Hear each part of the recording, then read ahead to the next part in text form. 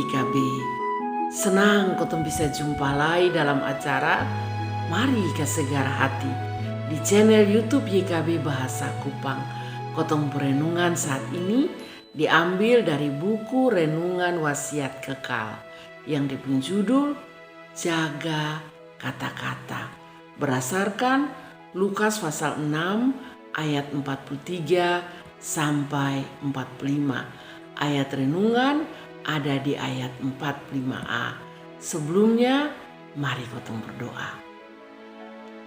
Tuhan Bapa yang ada di dalam surga, berfirmanlah untuk kotong, karena kotong siap untuk mendengarkannya.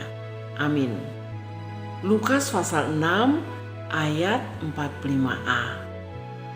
Orang yang baik itu kas keluar apa yang baik dari dompung perbendaharaan hati yang baik.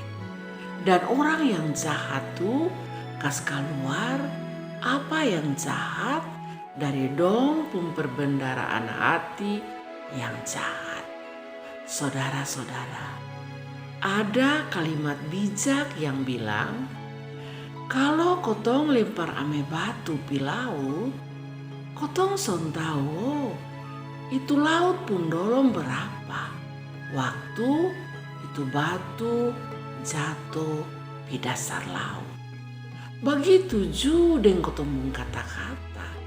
Kotong son tahu de orang susah ke hati mau mati dengan kotong pun kata-kata. Jadi saudara-saudara, firman Tuhan hari ini kasih ingat sang kotong supaya kotong hati-hati dengan kata-kata yang kotong kas keluar. Sebab bisa bikin orang punya hati hancur. Apalagi kalau di depan banyak orang. Mangkali dong ada malu koson bisa angka muka. Karena kotong pun kata-kata terlalu jahat, terlalu kasar. Bisa ada yang simpan hati. Dan kalau naik ketemu orang yang cepat tersinggung, bisa dong pokok ame sang kotong. Nah saudara-saudara, kata-kata yang keluar tuh selalu dari hati. Jadi firman Tuhan bilang, kotong harus jaga kotong pung hati baik-baik sesuai dengan firman Tuhan. Jangan kau kas penuh dengan hal-hal yang jahat. Jadi kotong harus jaga baik-baik kotong pung hati, rendah hati, jangan tinggi hati, kokosi ame orang pun harga diri dengan kotong pun kata-kata. Karena kotong rasa terlalu hebat.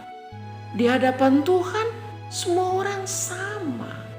Karena itu mari ke segar hati dengan firman Tuhan supaya kotong pun kata-kata selalu bikin orang tenang dan senang. Amin. Mari kotong berdoa.